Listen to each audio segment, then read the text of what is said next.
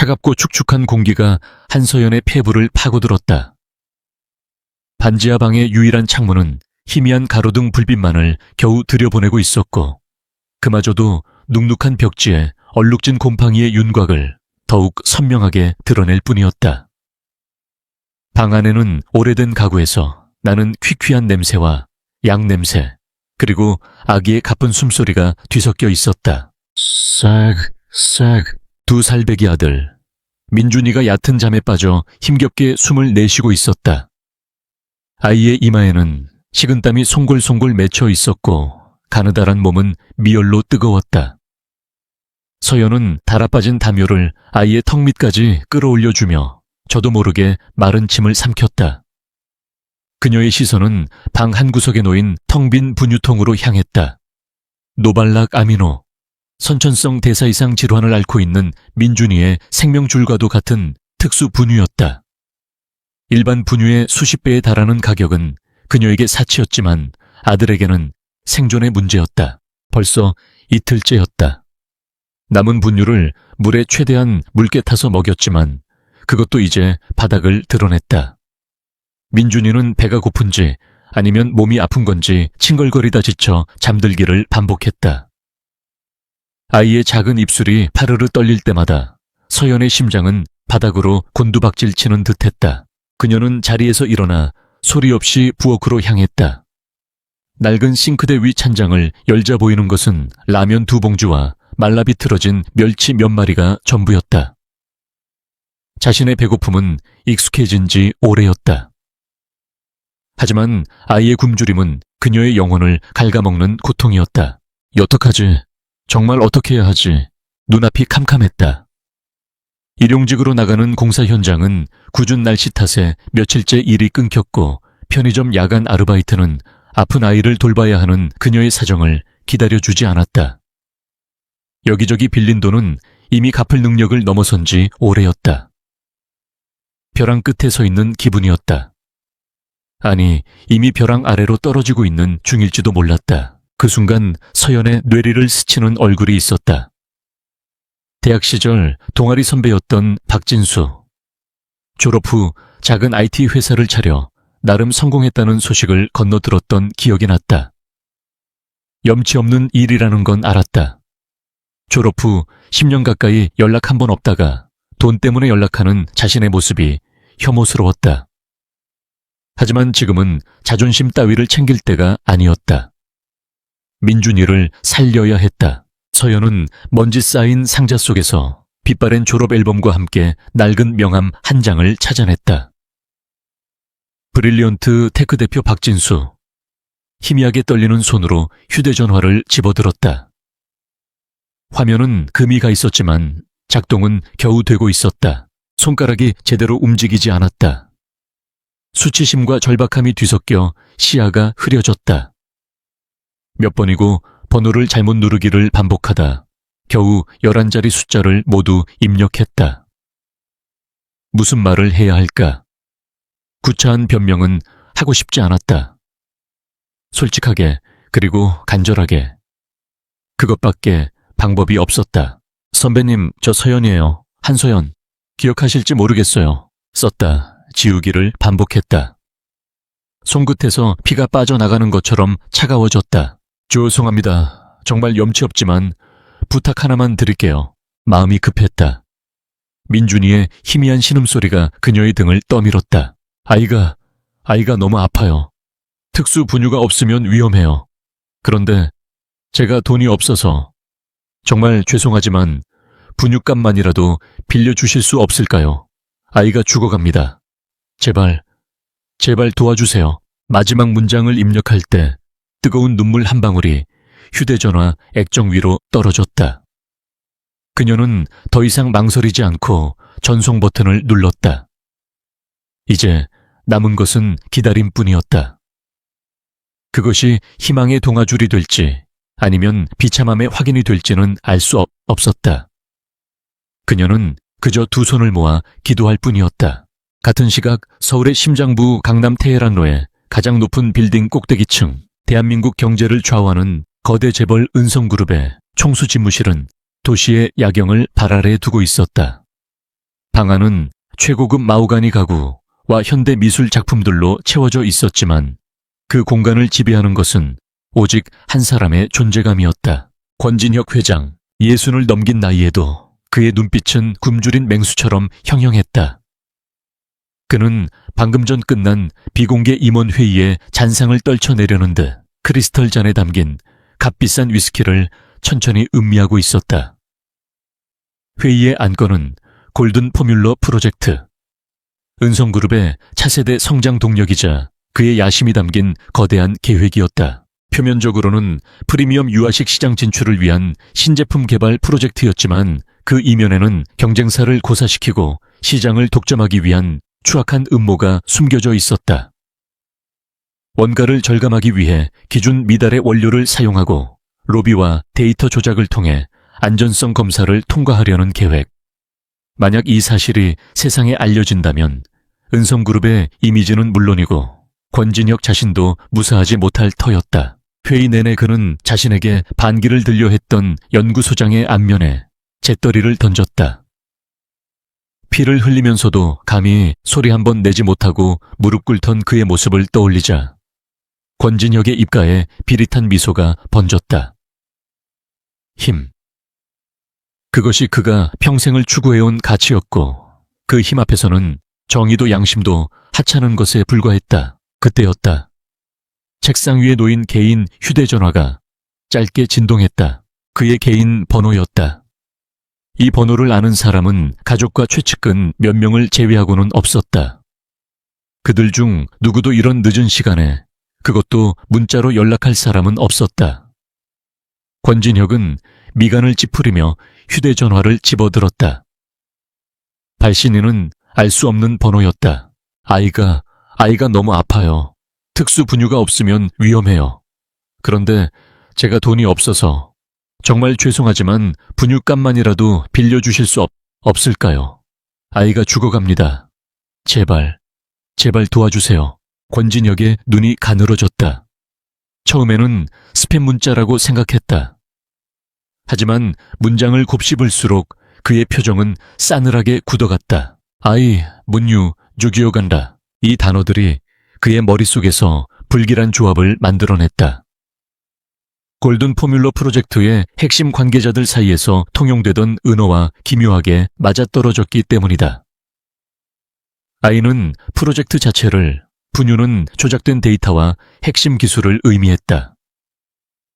그리고 죽어간다는 프로젝트의 치명적인 약점을 알고 있다는 뜻으로 해석될 수 있었다. 우연일까? 아니, 세상에 이런 우연은 없다. 이것은 명백한 경고이자 협박이었다. 자신의 가장 깊고 어두운 비밀을 누군가 꿰뚫어 보고 있다는 소름 끼치는 메시지였다. 그것도 자신의 개인 번호로 직접 보내왔다는 것은 상대가 은성그룹의 철통 같은 보안망을 뚫고 자신에게 접근할 능력이 있다는 것을 과시하는 행위였다. 권진혁은 짧은 한숨과 함께 잔에 남은 위스키를 단숨에 털어 넣었다. 믿을 수 없는 충격이 온몸을 휩쓸었다. 분노보다 먼저 찾아온 것은 섬뜩한 호기심이었다. 도대체 누구일까? 내부의 배신자인가 아니면 외부의 새로운 적인가? 어느 쪽이든 싹을 잘라내야 했다. 아주 고통스럽고 처절하게 그의 머릿속은 순식간에 여러 시나리오를 그려내기 시작했다. 상대는 돈을 원하고 있다. 분유값이라는 표현은 그것을 암시한다. 하지만 평범한 협박범은 아니다. 이토록 대담하고 정교한 방식으로 접근하는 자는 보통 내기가 아니다. 어설프게 대응했다가는 판 전체를 잃을 수도 있다. 권진혁의 눈빛이 차갑게 빛났다. 충격은 이미 냉철한 계산으로 바뀌어 있었다. 그는 수십 년간 정글 같은 재계에서 살아남은 포식자였다. 위기는 곧 기회이기도 했다. 이 정체 모를 적을 찾아내 제거하는 과정에서 프로젝트에 위협이 될 만한 다른 불순분자들까지 한 번에 정리할 수도 있을 터였다. 그는 잠시 생각에 잠겼다. 그리고는 서랍에서 다른 휴대전화 하나를 꺼내 들었다. 은성그룹의 그림자이자 그의 손과 발이 되어 더러운 일을 처리하는 남자. 박태준 보안실장이었다. 나다. 권진혁의 목소리는 얼음장처럼 차가웠다. 지금부터 내가 하는 말을 토시 하나 틀리지 말고 듣고 처리해. 그는 방금 받은 문자 메시지의 내용을 천천히 읊었다. 그리고 덧붙였다. 이 번호의 주인이 누군지, 어디서 뭘 하는 인간인지 연관된 모든 것을 샅샅이 뒤져. 뭔지 한 톨까지 전부. 단 절대 상대가 눈치채게 해선 안 된다. 이건 사냥이야. 조용하고 신속하게. 수화기 너머에서 박태준의 낮고 충성스러운 목소리가 들려왔다. 알겠습니다, 회장님. 전화를 끄는 권진혁은 다시 도시의 야경으로 시선을 돌렸다. 수많은 불빛들이 마치 보석처럼 반짝이고 있었다. 저 모든 것들이 그가 이룩한 왕국이었다.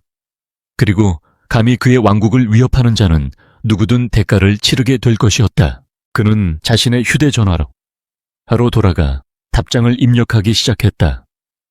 비웃음도 분노도 담지 않은 지극히 사무적이고 건조한 문장이었다. 상대의 반응을 떠보기 위한 미끼였다. 무슨 말인지 모르겠군. 누군지 밝혀라. 전송 버튼을 누른 그의 입가에 다시 한번 잔혹한 미소가 어렸다. 이제 주사위는 던져졌다. 정체 모를 쥐새끼가 스스로 덫 안으로 걸어 들어오게 만들 차례였다. 한편 반지하 방에서 서연은 1분이 1년처럼 느껴지는 시간을 보내고 있었다. 휴대전화를 손에 쥔 채 그녀는 화면이 켜지기만을 애타게 기다렸다. 박진수 선배는 어떤 사람으로 변했을까? 학생 때의 소탈하고 정 많은 모습이 남아있을까? 아니면 냉정한 사업가가 되어 그녀의 구차한 부탁을 외면할까? 온갖 부정적인 생각들이 그녀를 짓눌렀다. 어쩌면 번호가 바뀌었을지도 모른다. 아니면 너무 늦은 시간이라 문자를 보지 못했을 수도 있다. 희망과 절망 사이를 오가며 그녀의 속은 새까맣게 타들어갔다. 그때였다. 딩동. 짧은 알림 소리와 함께 휴대전화 화면이 환하게 켜졌다. 서연의 심장이 쿵하고 내려앉았다. 거의 반사적으로 화면을 확인한 그녀의 눈이 동그래졌다. 답장이 온 것이다. 하지만 그 내용은 그녀가 예상했던 것과는 전혀 달랐다. 무슨 말인지 모르겠군. 누군지 밝혀라. 문장에서는 어떤 감정도 읽을 수 없었다. 너무나도 차갑고 딱딱한 말투. 마치 모르는 사람에게서 온 것 같은, 혹은 그녀를 귀찮은 존재로 취급하는 듯한 뉘앙스였다. 선배라는 호칭에 대한 반응도, 그녀의 절박한 호소에 대한 일말의 동정심도 찾아볼 수 없었다. 아, 짧은 탄식이 서연의 입에서 흘러나왔다. 심장이 차갑게 식어버리는 기분이었다. 역시 무리였던 걸까? 10년의 세월은 사람을 이렇게나 변하게 만드는 걸까?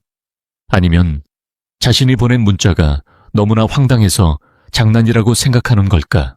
그녀는 떨리는 손으로 다시 답장을 입력하기 시작했다. 오해를 풀어야 했다. 어떻게든 자신의 상황을 다시 설명해야 했다. 선배님, 저 한서연이에요. 10년 전 IT 프로그래밍 동아리 후배요. 기억 안 나세요? 죄송해요. 제가 너무 다급해서 경황이 없었어요. 장난 아니에요. 정말이에요. 전송 버튼을 누르고 난 뒤 그녀는 깊은 무력감에 휩싸였다. 자신의 존재를 증명하고 자신의 가난을 설명하고 자신의 절박함을 이해시켜야 하는 이 상황이 너무나도 비참했다. 한때 헬레나라는 이름으로 업계를 놀라게 했던 천재 데이터 분석가의 모습은 온데간데 없었다. 지금 그녀는 그저 돈 몇 푼을 구걸하는 초라한 미혼모일 뿐이었다. 그 순간 또다시 알림이 울렸다. 너무나도 빠른 답장이었다. 서연은 가슴을 졸이며 화면을 확인했다. 그리고 그 내용을 본 순간 그녀는 온몸의 피가 얼어붙는 뜻한 충격을 받았다. 나는 당신이 말하는 사람이 아니다. 다시 한번 말하지. 당신 누구야? 잘못 보낸 것이었다. 머릿속이 하얘졌다. 수치심과 당혹감이 뒤섞여 숨을 쉴 수가 없었다. 손이 부들부들 떨려 휴대전화를 놓칠 뻔했다. 자신이 입력했던 번호와 명함에 적힌 번호를 몇 번이고 다시 확인했다. 숫자 하나, 단 하나의 숫자가 달랐다. 절망과 피로에 눈이 침침했던 탓에 유격을 팔로 잘못 입력했던 것이다. 그녀는 생면부지의 누군가에게 자신의 가장 치욕스러운 밑바닥을 전부 드러내 보인 셈이었다. 그것도 아이가 죽어간다는 끔찍한 말까지 해가면서 어떻게 서연은 얼굴을 감싸 쥐었다. 지금 당장이라도 땅속으로 숨어버리고 싶었다. 그녀는 허둥지둥 사과의 메시지를 보냈다. 정말 죄송합니다. 번호를 잘못 눌렀습니다. 다른 사람에게 보내려던 메시지였습니다. 폐를 끼쳐 죄송합니다. 잊어주세요. 답장은 더 이상 오지 않았다. 마지막 희망의 끈이라고 생각했던 것이 사실은 썩은 동아줄이었고 그 동아줄의 끝에는 알 수 없는 시면이 펼쳐져 있었다. 서연은 그대로 자리에 주저앉아 소리 없이 눈물을 흘렸다. 세상에 정말로 자기 편은 아무도 없다는 잔인한 사실만이 뼈아프게 다가왔다. 하지만 그녀는 알지 못했다. 그녀의 이 사소하고도 절박했던 실수가 서울의 가장 높은 곳에 있는 한 남자의 의심에 불을 지폈다는 것을. 번호를 잘못 눌렀다는 그녀의 변명은 권진혁에게는 정체를 숨기기 위한 교묘한 연막으로밖에 보이지 않았다는 것을. 어둠 속에서 두 개의 운명이 예기치 않게 얽히기 시작했다. 한쪽은 생존을 위한 처절한 몸부림이었고 다른 한쪽은 자신의 제국을 지키기 위한 냉혹한 의지였다. 그리고 그 거대한 충돌의 서막은 이제 막 올랐을 뿐이었다. 은성그룹 본사 40층 보안 통제실은 24시간 잠들지 않는 신경 중추였다.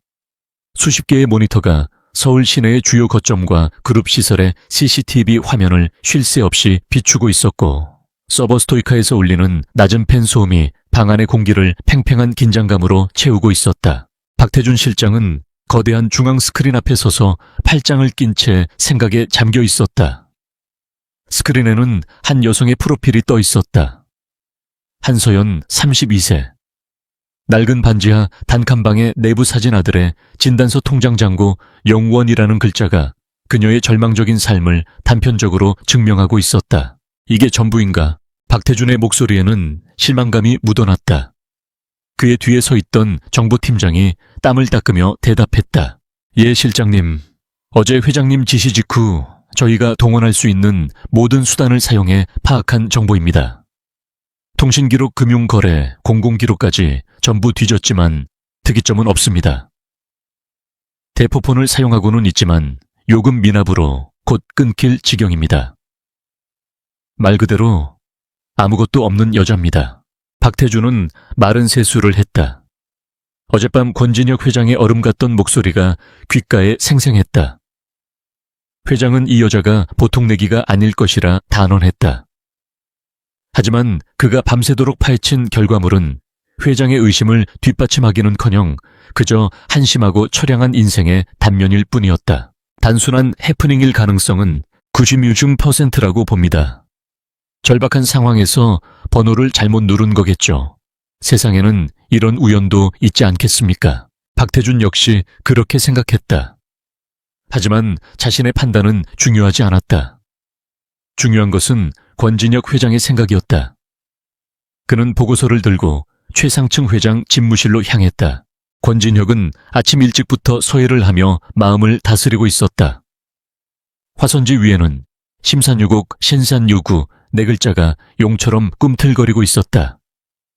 박태준이 조용히 들어와 보고서를 내밀자 그는 붓을 내려놓고 안경 너머로 서류를 훑어보았다. 그의 표정에는 변화가 없었다. 보고서를 다 읽은 그는 그것을 옆으로 밀어놓고는 박태준을 응시했다. 그래서 자네 생각은 어떤가? 회장님, 제 판단으로는 단순한 실수인 것 같습니다. 여자와 아이의 상황을 보면 문자 내용 그대로 도움을 청하려다 벌어진 일로 보입니다. 권진혁은 잠시 말이 없었다. 그는 자리에서 일어나 창가로 걸어갔다. 서울의 아침이 그의 발 아래 펼쳐져 있었다. 막 실장, 예 회장님, 자네와 내가 이 자리까지 어떻게 왔다고 생각하나? 우리는 세상의 모든 우연을 의심하고 모든 가능성을 계산하며 여기까지 왔어.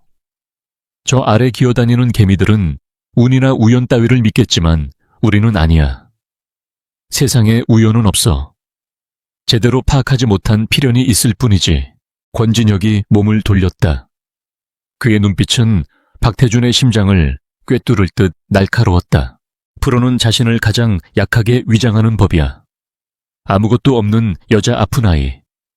동정심을 유발하기에 이보다 더 좋은 설정이 있을까 하필이면 아픈 아이에게 필요한 게 특수 분유라는 점도 마음에 걸려. 우리의 골든 포뮬러를 저격하기라도 하듯 말이야. 하지만 회장님, 증거는 만드는 거야. 권진혁이 그의 말을 잘랐다. 이 여자가 정말 아무것도 아니라면 그걸 확인하는데 며칠 쓰지. 하지만 만에 하나 이 여자가 우리의 뒤통수를 노리는 비수라면 지금 이 순간의 방심이 모든 걸 망가뜨릴 수 있어. 그는 다시 책상으로 돌아와 펜을 들었다. 그리고 보고서 위에 몇 가지를 휘갈겨 썼다. 감시를 붙여 24시간, 누구를 만나는지, 어디를 가는지, 심지어 슈퍼에서 뭘 사는지까지 전부 보고해. 주변 인물 탐문도 시작해. 친구, 가족, 이웃, 누구든 좋다. 특이점이 발견될 때까지 여자의 모든 일상을 현미경으로 들여다보듯 감시해. 알겠습니다. 그리고 몇 가지 미끼를 던져봐. 여자가 정말 돈이 급한 상황인지 아니면 다른 목적이 있는지 떠보는 거야. 반응을 보고 판단한다. 박태준은 허리를 숙였다. 회장의 편집증에 가까운 의심이 때로는 과하다고 생각했지만 바로 그 의심이 지금의 은성그룹을 만들었다는 것을 그는 누구보다 잘 알고 있었다. 처리하겠습니다. 집무실을 나온 박태준의 얼굴에서 인간적인 고뇌는 사라져 있었다. 그는 이제 사냥개의 모두로 전환했다.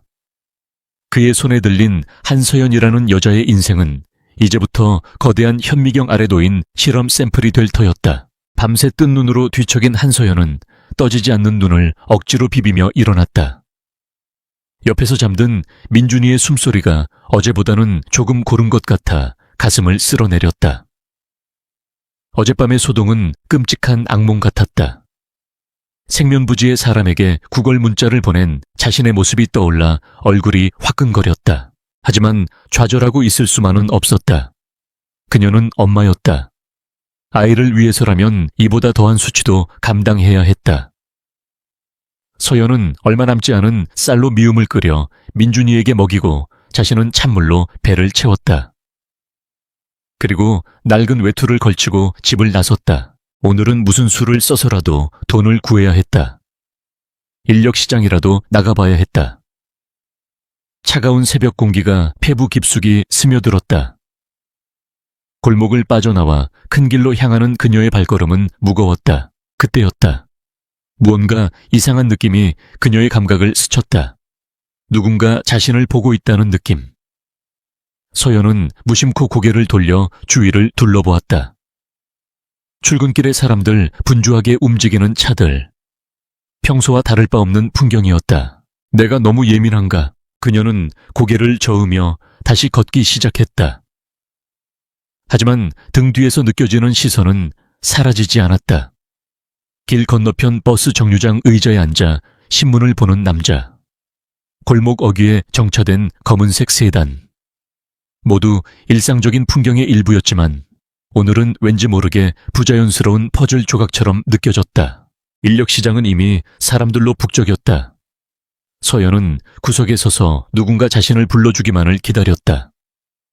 하지만 몇 시간이 지나도록 그녀에게 일을 주겠다는 사람은 나타나지 않았다.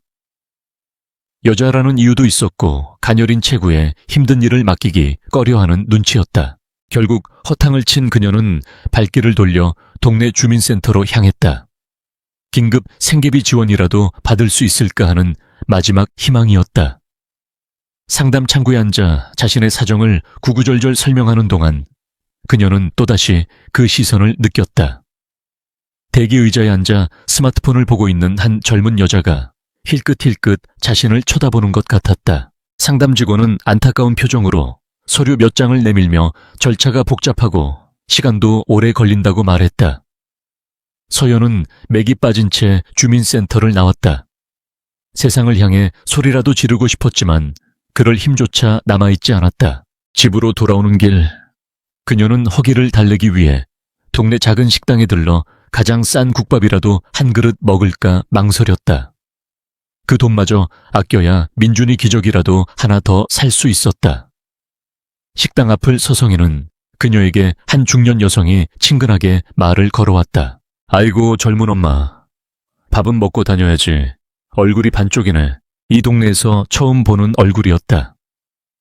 하지만 너무나도 살갑게 구는 모습에 서연은 경계심을 풀고 멋쩍게 웃었다. 혹시 일자리 구해요. 마침 우리 가게에서 설거지할 사람이 필요한데. 여자는 길 건너편 작은 분식집을 가리켰다. 서연의 눈이 번쩍 뜨였다. 정말이요?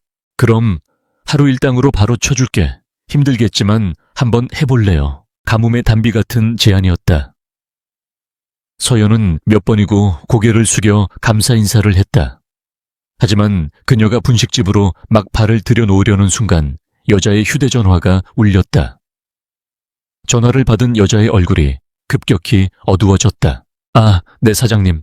알겠습니다. 네. 전화를 끊은 여자는 난처한 표정으로 서연을 바라보았다. 어쩌나 미안해서 어쩌지. 방금 조카가 와서 일하기로 했대요. 아, 정말 미안해요, 젊은 엄마. 순간 서연의 머릿속에서 무언가 툭 하고 끊어지는 소리가 났다. 너무나도 완벽한 타이밍의 불운. 우연이라고 하기에는 너무나도 기묘했다. 아침부터 자신을 따라다니던 시선 주민센터에서의 찝찝함, 그리고 눈앞에서 사라져버린 일자리까지. 이 모든 것이 하나의 선으로 연결되는 듯한 불길한 예감이 그녀의 등골을 서늘하게 만들었다. 괜찮아요. 그럴 수도 있죠. 서연은 억지 미소를 지으며 돌아섰다. 더 이상 그곳에 서 있고 싶지 않았다. 집으로 향하는 그녀의 발걸음은 이전보다 훨씬 빨라졌다. 등 뒤의 시선이 더욱 노골적으로 느껴졌다. 이제 그것은 단순한 기분 탓이 아니었다. 명백한 사실이었다. 집에 도착한 그녀는 문을 걸어 잠그고 거친 숨을 몰아쉬었다. 심장이 미친 듯이 뛰고 있었다. 그녀는 창문의 낡은 커튼을 살짝 들춰 밖을 내다보았다. 골목 저편에 아까 봤던 검은색 세단이 여전히 서 있었다. 도대체 왜 누가? 그녀는 평범한 미혼모였다. 누구에게 원한을 살만한 짓도 누군가의 이목을 끌만한 것도 없었다. 혼란스러운 머릿속에서 여러 가지 가능성들이 떠올랐다 사라졌다. 사채업자 하지만 그녀가 돈을 빌린 곳은 제도권 금융이 아니었다. 옛날 남자친구 헤어진 지 오래였고 그럴 만한 위인이 아니었다. 생각의 꼬리는 결국 어젯밤에 그 실수로 향했다. 설마 그 문자 때문에 말도 안 되는 생각이라고 스스로를 다그쳤다. 번호를 잘못 누른 것뿐인데 고작 그런 일로 누가 자신을 이렇게까지 감시한단 말인가. 하지만 논리적으로 설명되지 않는 현재 상황의 유일한 변수는 그것뿐이었다. 그때 그녀의 낡은 휴대전화가 울렸다. 모르는 번호였다. 망설이다 전화를 받자 수화기 너머에서는 아무 소리도 들리지 않았다. 그저 미세한 기계음 같은 소음만이 흘러나왔다. 여보세요, 여보세요. 서연이 몇 번을 외쳤지만 대답은 없었다. 그리고 10초쯤 지났을까. 전화는 그냥 끊어졌다. 소름이 끼쳤다. 이것은 명백한 경고이거나 혹은 테스트였다. 그녀는 휴대전화를 내려다보았다. 화면에는 여전히 금이 가 있었지만 이제는 그 너머에 무언가가 보이는 듯 했다. 최근 들어 부쩍 배터리가 빨리 닳고 가끔 저절로 재부팅되던 현상들이 예사롭지 않게 느껴졌다. 과거의 기억이 섬광처럼 뇌리를 스쳤다. 헬레나라고 불리던 시절 그녀는 기업의 보안 시스템을 구축하고 해킹 공격을 방어하는 일을 했다. 스파이웨어 도청 위치 추적. 그녀가 막아내던 기술들이 이제는 역으로 자신을 향하고 있을지도 모른다는 끔찍한 가설에 도달했다. 서연은 자리에서 벌떡 일어나 먼지 쌓인 노트북을 꺼냈다. 몇 년 만에 켜보는 것이었다. 부팅되는 시간은 영겁처럼 길게 느껴졌다. 바탕화면에는 민준이의 100일 사진이 환하게 웃고 있었다. 그 사진을 보자 다시금 마음이 약해지려 했다.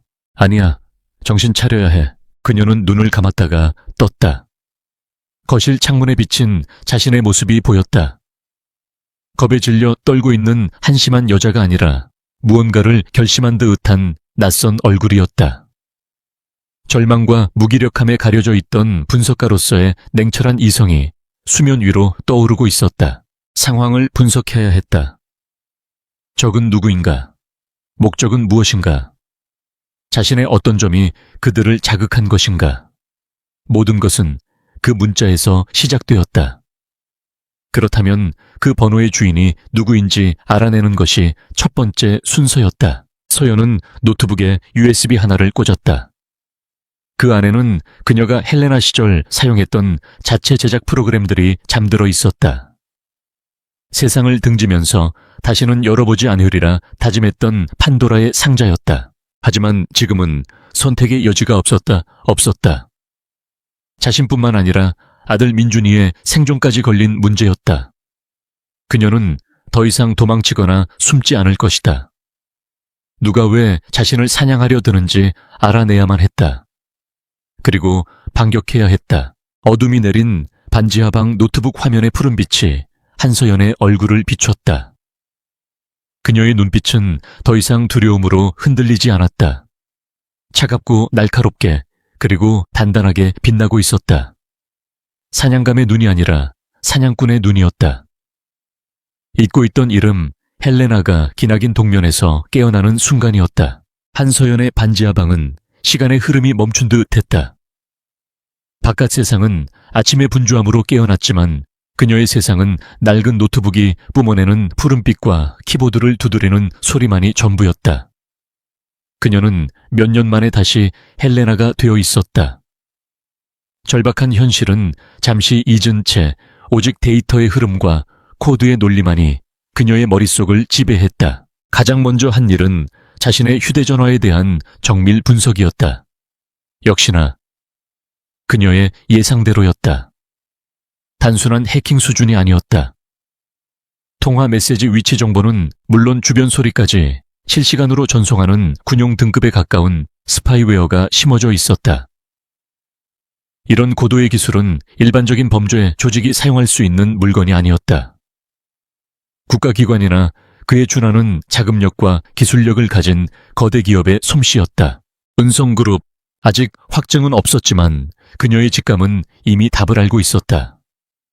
이 모든 일의 배후에 있는 거대한 실체를 어렴풋이 느끼자 등줄기에 차가운 땀이 흘렀다. 하지만 두려움에 떨고 있을 수만은 없었다. 적의 창이 자신을 향해 있다면 그 창을 역으로 이용해 적의 심장을 겨누어야 했다. 그녀는 스파이웨어를 제거하는 대신 그것을 이용하기로 마음먹었다. 스파이웨어의 데이터 전송 프로토콜을 분석해 역추적의 발판으로 삼을 생각이었다. 그것은 어두운 동굴 속에서 적의 손전등 불빛을 따라가는 것과 같은 위험천만한 작업이었다. 하지만 박태주는 한서연에게 그렇게 한가롭게 키보드나 두드릴 시간을 줄 생각이 없었다. 그의 팀은 한서연이 외부 활동을 완전히 멈추고 집안에 틀어박혀 있다는 보고를 올렸다. 일반적인 반응이 아니었다. 겁에 질려 숨어있는 것이라면 이해가 가지만 그녀의 집에서는 밤늦게까지 노트북 불빛이 새어 나오고 있었다. 뭔가를 꾸미고 있는 건가? 박태주는 권진혁 회장의 말을 떠올렸다. 미끼를 던져 반응을 보라. 이제는 좀 더 강한 자극이 필요할 때였다. 그는 수화기를 들고 짧게 명령했다. 플랜 B로 전환한다. 겁만 주는 게 아니라 뼈저리게 느끼게 해줘. 자신과 아이가 어떤 위험에 처했는지. 그날 오후 서연은 며칠 만에 처음으로 집 밖을 나섰다. 민준이에게 먹일 미움을 끓일 쌀이 다 떨어졌기 때문이었다. 노트북으로 작업하는 동안에도 그녀의 신경은 온통 집 주변에 기척에 쏠려 있었다. 골목 어귀에 서 있는 검은 세단은 이제 위장조차 하지 않고 노골적으로 그녀를 지켜보고 있었다. 마트로 향하는 짧은 길. 그녀는 평소보다 훨씬 더 주의를 경계했다. 하지만 위협은 예상치 못한 방향에서 찾아왔다. 횡단보도를 건너려던 순간 굉음과 함께 오토바이 한 대가 그녀의 바로 옆을 스치듯 지나갔다. 놀란 서연이 주저앉으며 손에 들고 있던 장바구니를 놓쳤다. 쌀과 몇 가지 식료품이 아스팔트 위로 쏟아졌다. 오토바이는 몇 미터 앞에 멈춰 섰다. 헬멧을 쓴 운전자가 고개를 돌려 그녀를 쳐다보았다. 검은 헬멧에 바이저 너머로 보이는 그의 눈빛은 감정 없이 차가웠다. 그것은 실수가 아니었다. 명백한 경고였다. 그는 아무 말 없이 다시 시동을 걸고 순식간에 사라졌다. 주변 사람들이 놀라 달려와 그녀를 부축했다. 괜찮아요, 아가씨. 하지만 서연의 귀에는 아무 말도 들리지 않았다. 심장이 얼어붙는 것 같았다. 만약 자신이 한 걸음만 더 빨리 내디뎠다면, 만약 민준이를 안고 있었다면. 끔찍한 상상이 그녀의 머릿속을 헤집었다. 떨리는 몸을 겨우 추슬러 집으로 돌아온 그녀는 현관문 앞에서 다시 한번 얼어붙었다. 문고리에 작은 봉투 하나가 걸려 있었다. 안에는 죽은 쥐 한 마리가 들어 있었다. 서연은 자기도 모르게 비명을 삼켰다. 다리가 풀려 그대로 주저앉을 뻔했다. 단순한 감시나 미행이 아니었다. 이것은 명백한 살해, 협박이었다. 그들은 그녀가 누구인지, 어디 사는지, 심지어 아이가 있다는 사실까지 모두 알고 있었다. 그리고 언제든 그 선을 넘을 수 있다고 말하고 있었다. 그녀는 비틀거리며 집 안으로 들어와 문을 걸어 잠갔다. 그리고 곧장 민준이가 잠든 방으로 달려갔다. 아이의 평온한 얼굴을 보자 참았던 눈물이 터져 나왔다. 내가 뭘 잘못한 걸까? 왜 나에게 이런 일이 벌어지는 걸까? 세상을 향한 원망과 정체 모를 적에 대한 공포가 그녀를 집어삼키려 했다. 하지만 아이의 작은 손을 잡는 순간 그녀의 눈빛이 달라졌다. 공포는 분노로, 분노는 강철 같은 의지로 변해갔다. 이 아이를 지키기 위해서라면 악마와도 싸워야 했다. 그녀는 더 이상 물러설 곳이 없었다. 그날 밤 한소연의 방은 전쟁터의 지휘 통제실과 같았다. 그녀는 두려움을 연료 삼아 노트북에 몰두했다. 적들이 물리적인 위협으로 그녀의 숨통을 조여올수록 그녀는 디지털 세계에서 더욱 날카로운 칼날을 갈았다. 그녀는 자신의 휴대전화에 심어진 스파이웨어를 역이용하는 작업에 착수했다. 우선 가상의 허니팟 데이터를 만들었다. 골든 포뮬러 프로젝트 내부 고발 자료라는 자극적인 이름의 암호화된 파일이었다. 물론 안에는 아무 내용도 없었다. 하지만 적들은 이 미끼를 무는 순간 자신들의 위치 정보를 노출하게 될 터였다. 그녀는 고도로 암호화된 통신 채널을 통해 이 허니팟 파일을 자신의 휴대전화에서 외부로 유출되는 것처럼 위장했다. 그리고 그 데이터 패킷의 꼬리에 보이지 않는 추적 프로그램을 심었다. 이제부터는 기다림과의 싸움이었다. 몇 시간 동안 화면에는 아무런 변화도 없었다. 초조함에 입술이 바싹 말라갔다. 어쩌면 적들이 자신의 의도를 눈치챘을지도 모른다는 불안감이 엄습했다. 새벽 3시가 넘었을 무렵이었다. 갑자기 모니터 한쪽 구석에 로그 파일이 미친 듯이 올라가기 시작했다. 미끼를 문 것이다. 서연의 손가락이 다시 키보드 위에서 춤을 추기 시작했다. 적들은 데이터 패킷이 자신들의 서버로 흘러 들어오자 그것을 분석하고 추적 프로그램을 무력화시키려 시도했다. 디지털 공간 안에서 보이지 않는 추격전이 벌어졌다. 그들은 여러 개의 프록시 서버와 VPN을 거치며 자신들의 진짜 IP 주소를 숨기려 했다. 어디 한번 해봐. 서연은 나지막이 읊조렸다. 그녀의 눈은 한치의 흔들림도 없이 화면에 고정되어 있었다. 과거 헬레나 시절 그녀는 국가급 해커들의 공격을 막아내던 방패였다. 이 정도 수준의 보안망은 그녀에게 복잡한 미로라기보다는 정해진 출구가 있는 퍼즐에 가까웠다. 그녀는 적들이 남긴 미세한 디지털 발자국들을 하나씩 따라갔다. 중국, 러시아, 동유럽, 전 세계를 경유하는 데이터의 흐름 속에서 그녀는 끈질기게 그들의 본거지를 향해 나아갔다. 한 번은 그들의 역공에 걸려 자신의 위치가 노출될 뻔한 아찔한 순간도 있었다. 하지만 그녀는 침착하게 방화벽을 재구축하고 거짓 흔적을 남겨 위기에서 벗어났다. 그리고 마침내 기나긴 추격전의 끝에 그녀는 목적지에 도달했다. 데이터 패킷이 최종적으로 수신된 곳. 그것은 철벽 같은 보안으로 둘러싸인 하나의 메인 서버였다.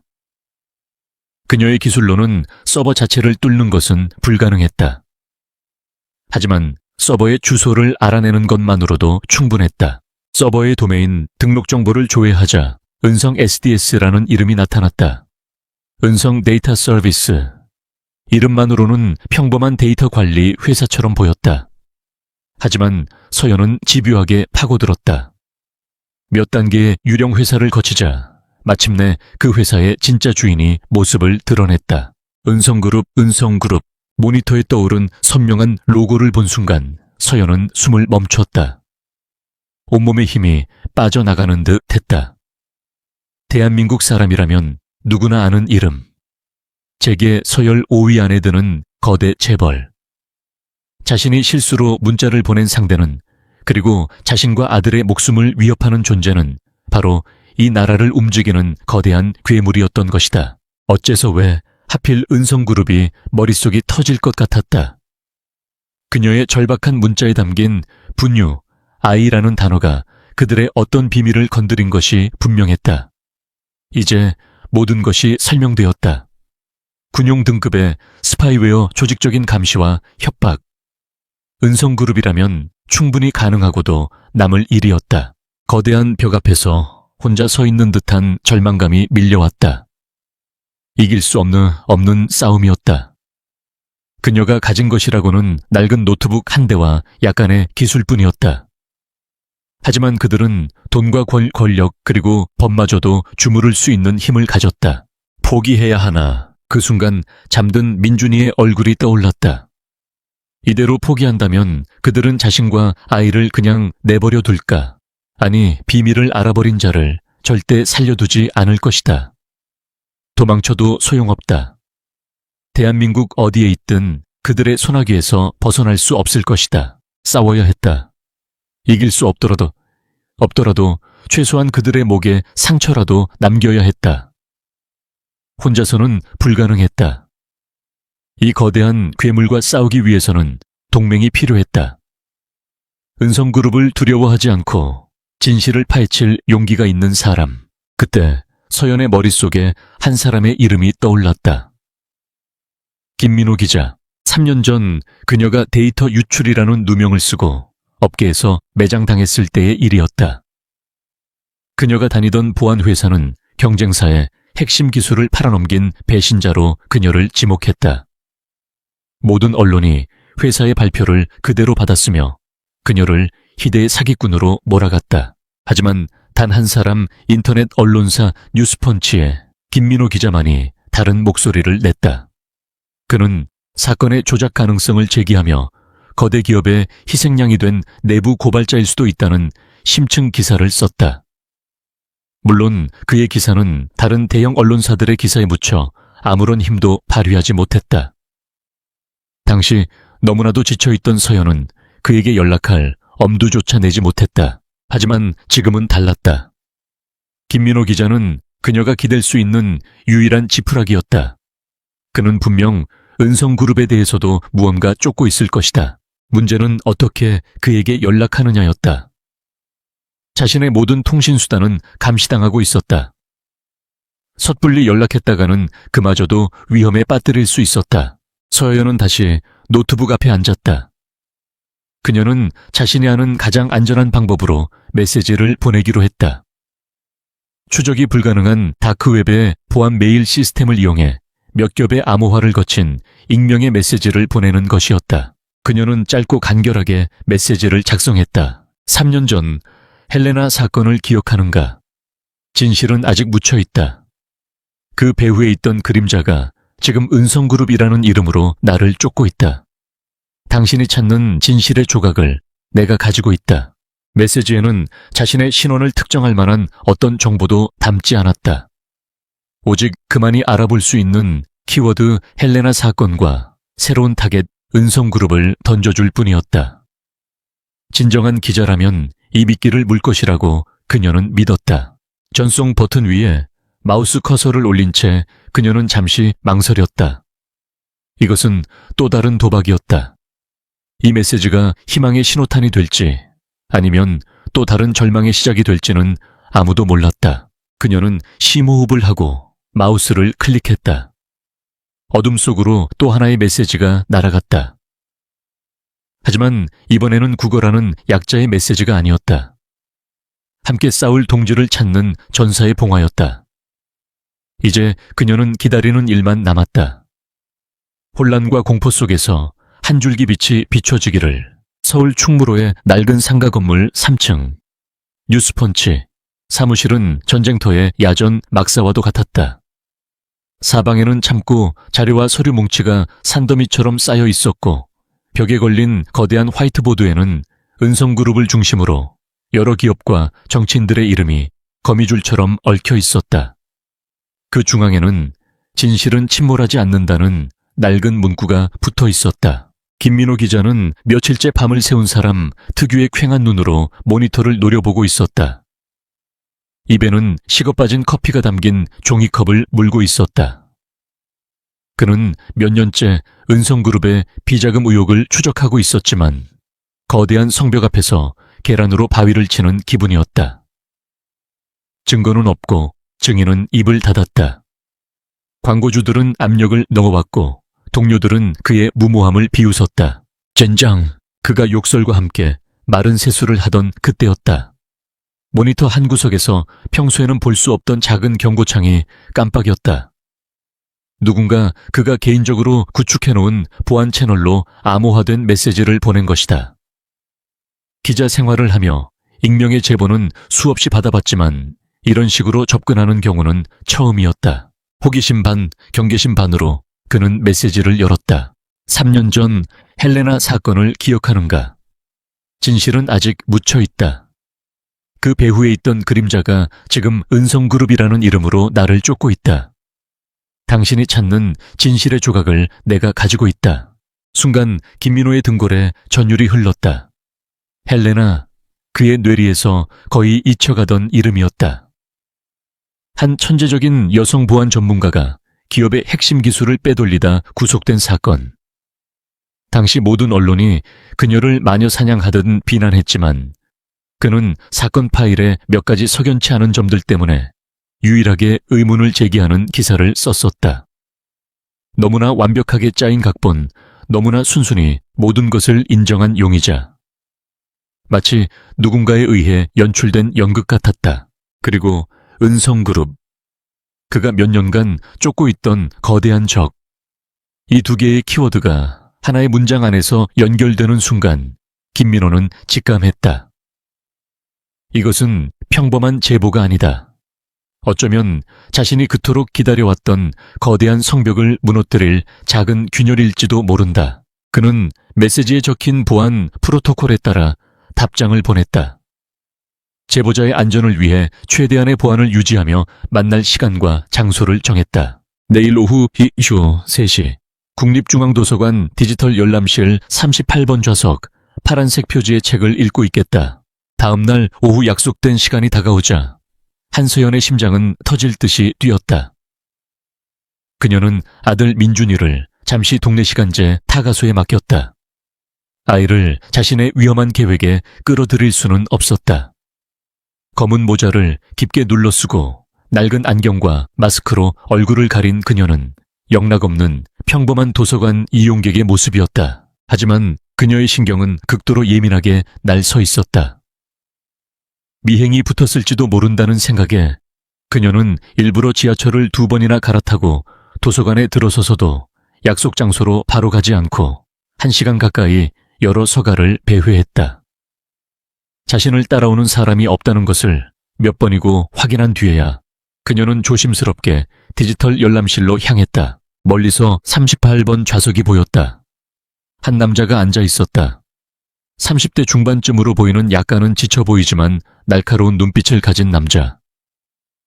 그의 손에는 파란색 표지의 책이 들려 있었다. 김민호 기자가 틀림없었다. 서허연은 잠시 망설였다. 지금이라도 돌아설까? 이 사람을 믿을 수 있을까? 하지만 그녀에게는 다른 선택지가 없었다 졌었다. 그녀는 결심을 굳히고 그의 옆자리로 다가가 조용히 앉았다. 김민호는 옆자리에 앉은 여자를 힐끗 쳐다보았다. 모자와 마스크 때문에 얼굴은 거의 보이지 않았지만 극도로 긴장하고 있다는 것이 느껴졌다. 헬레나, 김민호가 들릴 듯 말듯 한 목소리로 물었다. 서연은 고개만 살짝 끄덕였다. 두 사람 사이에는 잠시 침묵이 흘렀다.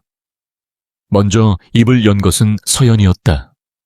그녀는 자신의 신분은 밝히지 않은 채 준비해온 자료들을 보여주었다. 자신의 휴대전화가 어떻게 감시당하고 있는지에 대한 기술적인 분석, 로그, 자신을 위협했던 오토바이와 검은 세단의 사진 멀리서 몰래 찍은 것이었다. 그리고 마침내 모든 배후가 은성그룹의 자회사 서버로 연결된다는 것을 증명하는 추적 경로 데이터였다. 김민호는 말없이 자료를 넘겨보았다. 그의 표정은 점점 더 심각해졌다. 기자로서의 오랜 경험이 말해주고 있었다. 이것은 조작된 자료가 아니다. 한 개인이 겪고 있다고 하기에는 너무나도 조직적이고 치밀한 공작이었다. 어쩌다 은성그룹과 엮이게 된 겁니까? 실수였어요. 서연이 낮은 목소리로 말했다. 잘못 보낸 문자 메시지 하나 때문에 그들이 오해한 것 같아요. 제가 그들의 비밀을 알고 있다고. 비밀이라 역시 그들에게는 뭔가가 있어. 김민호는 혼잣말처럼 중얼거렸다. 그는 서연을 바라보았다. 당신이 제보한 내용만으로는 기사를 쓰기 힘듭니다. 이건 정황 증거일 뿐 스모킹건이 없어요. 은성 쪽에서는 얼마든지 발뺌할 겁니다. 서연은 잠시 숨을 골랐다. 이제 마지막 카드를 꺼낼 시간이었다. 제가 헬레나예요. 김민호의 눈이 충격으로 커졌다. 그는 마스크 너머의 여자를 다시 쳐다보았다. 3년 전 세상을 떠들썩하게 했던 희대의 스파이. 하지만 그의 눈앞에 있는 사람은 범죄자의 모습이 아니었다. 거대한 힘에 의해 모든 것을 잃고 벼랑 끝에 내몰린 한 인간의 모습이었다. 누명을 썼어요. 서연의 목소리가 가늘게 떨렸다. 그리고 그때 저를 나락으로 떨어뜨렸던 자들이 지금 은성그룹의 핵심에 있어요. 어쩌면 지금 저를 쫓는 이유도 그것과 관련이 있을지 몰라요. 모든 퍼즐 조각이 맞춰지는 순간이었다. 김민호는 등바디에 몸을 깊게 기댔다. 3년간의 끈질긴 추적이 헛되지 않았다. 눈앞에 이 여자가 바로 자신이 찾던 진실의 열쇠였다. 그녀의 기술력과 내부 사정에 대한 이해, 그리고 은성을 향한 복수심. 이것들이야말로 거대 골리앗을 쓰러뜨릴 다윗의 무기가 될 수 있었다. 돕겠습니다. 김민호가 단호하게 말했다. 아니, 함께 싸웁시다. 당신은 생존을 위해, 나는 진실을 위해. 목표는 하나, 은성그룹의 추악한 가면을 벗기는 겁니다. 그 순간 두 사람 사이에 보이지 않는 연대가 형성되었다. 세상으로부터 버림받은 천재 해커와 진실을 위해 싸우는 고독한 기자. 위험한 동맹의 시작이었다. 그날 이후 한서연의 반지하방은 은성그룹을 향한 비밀 전쟁의 사령부로 변했다. 김민호는 자신이 수년간 모아온 은성그룹 관련 자료들을 안전한 경로를 통해 그녀에게 넘겨주었다. 수백 페이지에 달하는 내부 고발 자료, 로비 의혹 리스트, 정체불명의 프로젝트 명단들이었다. 이것 좀 보시죠. 김민호가 화상통화 너머로 말했다. 내부 정보원에게서 얻은 건데 은성바이오에서 최근 극비리에 추진 중인 프로젝트가 있다고 합니다. 코드명 GFP. 무슨 뜻인지는 모르지만 그룹의 미래가 걸린 중요한 사업이라고 합니다. GFP. 서연은 그 세 글자를 곱씹었다.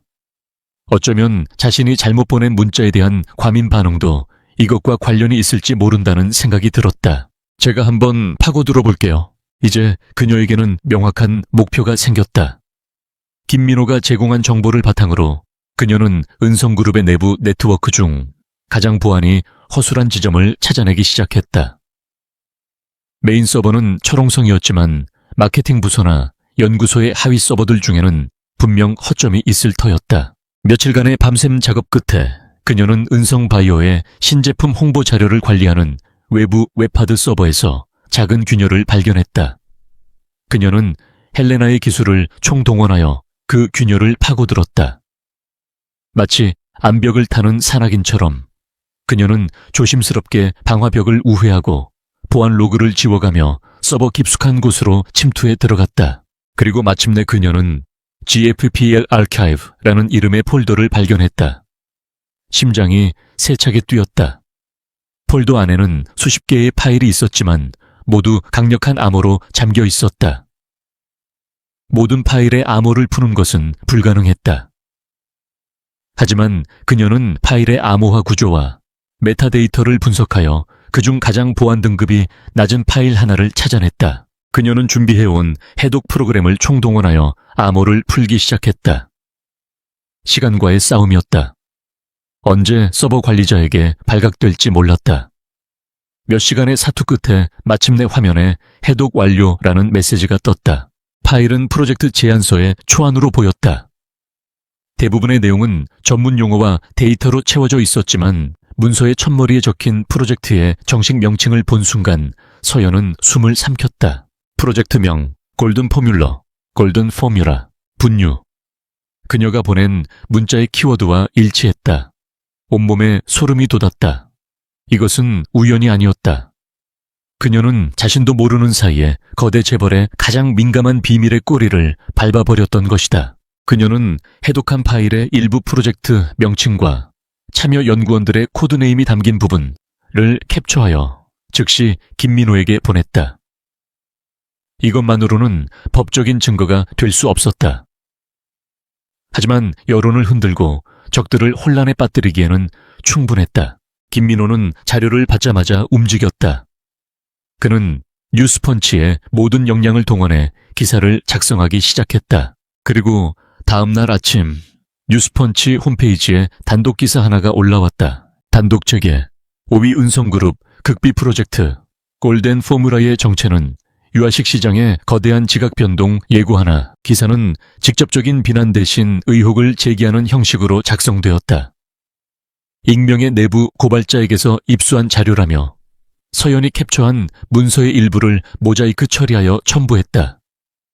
기사는 은성그룹이 골든 포뮬러라는 비밀 프로젝트를 통해 유아식 시장에 진출하려 하며 그 과정에서 기존 시장의 질서를 뒤흔들 만한 무언가를 준비하고 있다는 암시를 던졌다. 기사는 처음에는 작은 파장을 일으켰을 뿐이었다.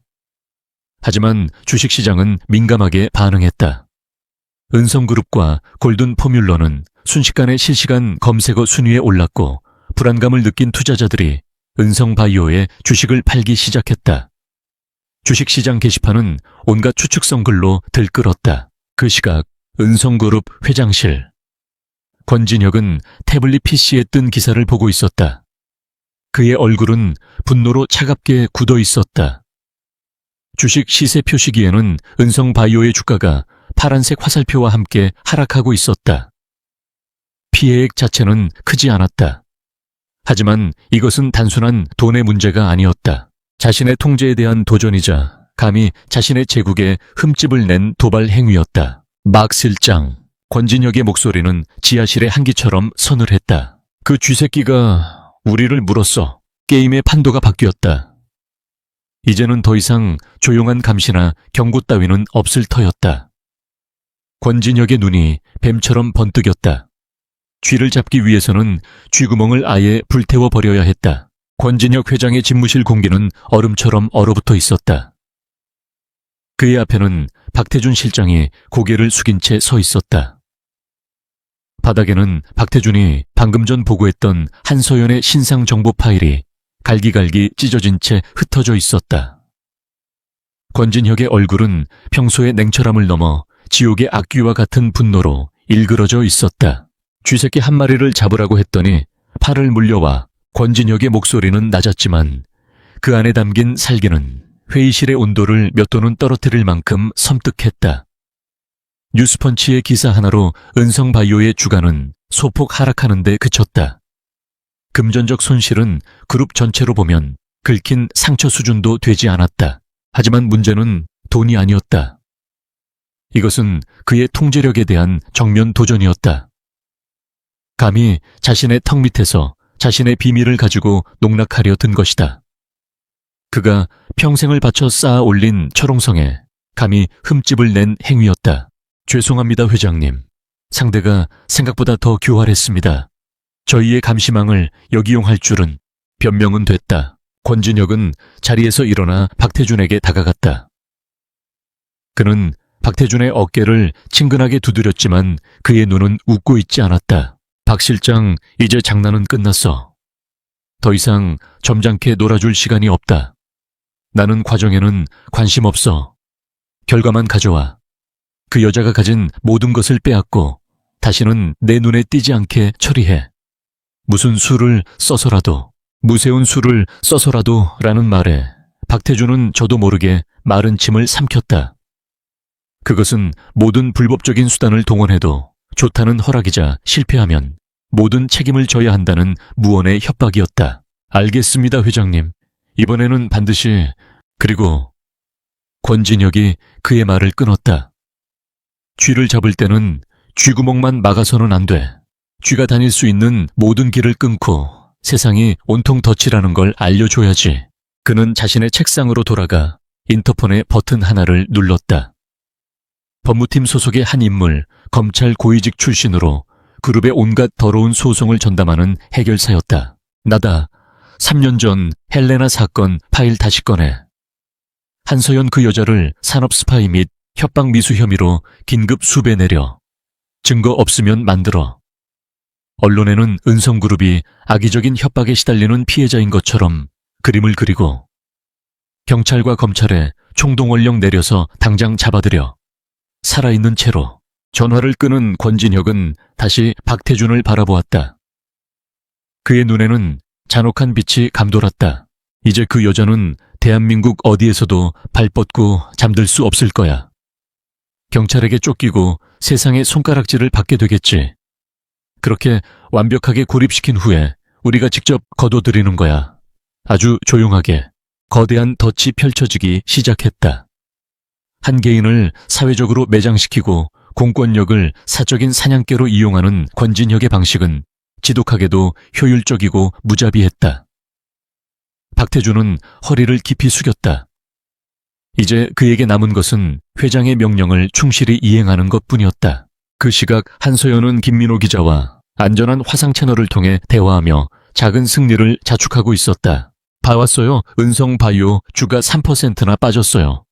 실시간 검색어는 온통 골든 포뮬러 얘기뿐이고요. 일단 사람들의 관심을 끄는 데는 성공한 것 같아요. 화면 너머의 김민호 역시 상기된 표정이었다. 하지만 그는 경계를 늦추지 않았다. 좋은 시작입니다. 하지만 이제부터가 진짜 전쟁이에요, 서연 씨. 권진혁은 절대 이 정도로 물러설 인간이 아닙니다. 분명 상상 이상의 방식으로 방역해 올 겁니다. 당분간은 절대 집 밖에 나가지 마시고 외부와의 접촉도 피하세요. 알고 있어요. 저도 다음 수를 준비해야죠. 서연은 노트북 화면에 복잡한 네트워크 구조도를 띄워놓았다.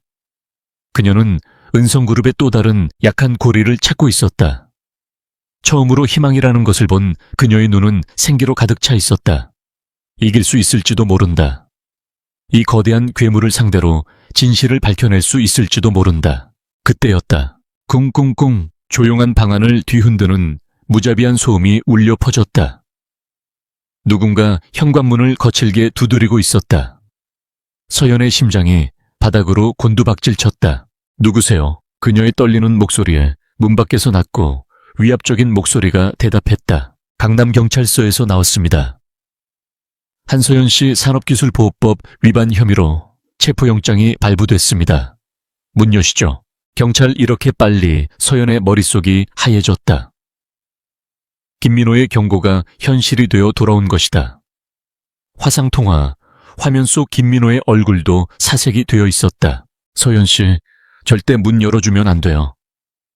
그들은 경찰이 아닐 수도 있어요. 서연은 본능적으로 현관문의 작은 렌즈를 통해 밖을 내다보았다.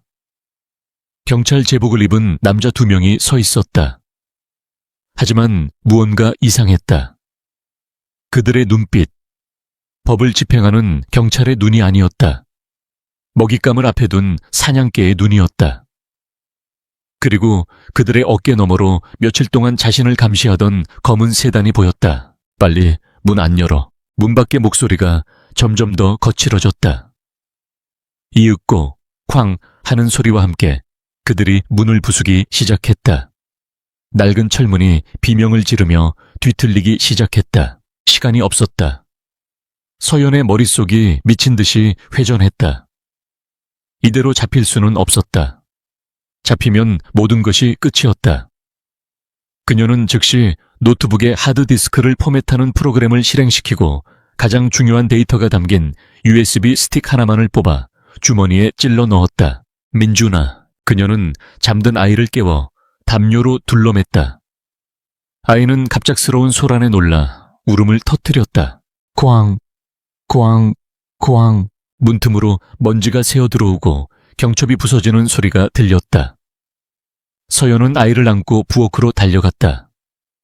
그곳에는 얼마 전 그녀가 만약을 대비해 확인해 두었던 탈출로가 있었다. 어른 한 명이 겨우 빠져나갈 수 있는 좁고 낡은 환풍구. 그녀는 싱크대 위로 올라가 낡은 환풍구 덮개를 뜯어냈다. 차갑고 축축한 공기가 쏟아져 들어왔다. 꽝! 마침내 현관문이 부서져 열리는 소리가 들렸다.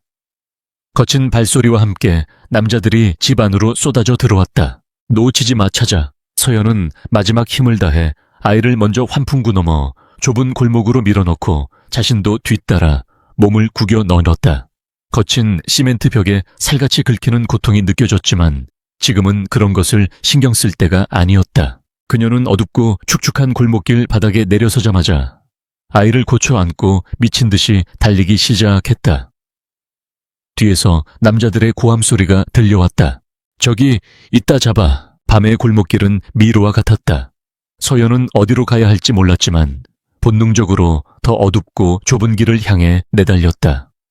아이의 울음소리와 그녀의 거친 숨소리, 그리고 뒤쫓아오는 자들의 발소리가 뒤섞여 악몽 같은 교향곡을 만들어냈다. 얼마나 달렸을까? 더 이상 숨을 쉴 수 없을 만큼 폐가 타는 듯한 고통이 밀려올 때쯤 그들은 겨우 추격자들을 따돌릴 수 있었다. 서연은 한 인적 드문 공사장 구석에 숨어 거친 숨을 몰아쉬었다. 온몸은 땀과 먼지로 뒤범벅이 되어 있었고 아이는 그녀의 품에서 놀라 지쳐 잠들어 있었다. 이제 어떻게 해야 하나?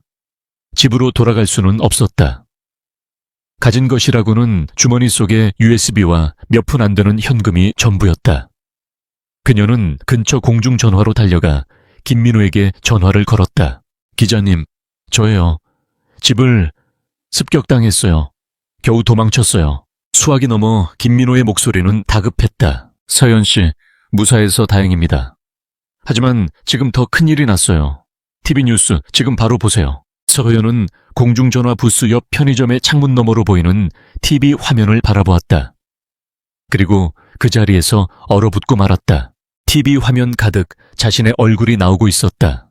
3년 전 유죄 판결을 받을 당시 찍혔던 초췌한 모습의 사진이었다. 화면 아래로는 긴급 수배산업 스파이, 한서연 대기업 상대 협박, 미수 혐의라는 자막이 흐르고 있었다. 앵커는 유창한 목소리로 그녀가 과거의 범죄를 뉘우치지 않고 은성그룹을 상대로 조작된 자료를 이용해 거액을 뜯어내려 한 파렴치한 범죄자라고 보도하고 있었다. 은성그룹은 피해자였고 그녀는 사회에서 영원히 격리해야 할 악당이 되어 있었다. 권진혁의 방역은 그녀의 상상을 초월하는 것이었다. 그는 단순한 물리적인 위협을 넘어 언론과 공권력을 이용해 그녀를 사회적으로 완전히 매장시켜버린 것이다. 이제 그녀는 도망자 신세가 되었다. 경찰뿐만 아니라 전 국민이 잠재적인 적이 되어버렸다. 아, 떡하죠. 서연의 목소리는 절망으로 갈라져 나왔다. 사방이 벽으로 둘러싸인 기분이었다. 하늘과 땅, 그 어디에도 그녀가 기댈 곳은 없었다. 정신 차려요. 서연 씨, 여기서 무너지면 안 됩니다. 김민호가 소리쳤다. 그들이 가장 바라는 게 바로 우리가 절망하는 거예요. 일단 지금 있는 곳에서 최대한 멀리 벗어나세요. 가지고 있는 휴대전화는 버리시고요. 제가 안전한 장소를 마련해서 다시 연락할 방법을 찾아보겠습니다. 절대 포기하면 안 돼요. 전화는 끊겼다. 서연은 멍하니 수화기를 내려놓았다. 그녀는 잠든 아이를 고쳐 안았다. 아이의 따뜻한 천만이 그녀가 아직 살아있다는 유일한 증거 같았다. 주변을 둘러보았다. 늦은 밤의 거리는 화려한 넌사인으로 빛나고 있었지만 그 어떤 불빛도 그녀를 비추고 있지는 않았다.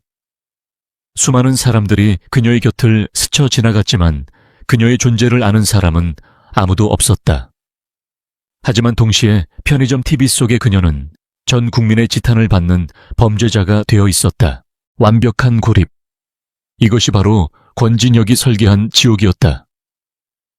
작은 승리에 대한 대가는 너무나도 혹독했다. 이제 그녀의 싸움은 진실을 밝히는 것을 넘어 생존 그 자체가 되어버렸다.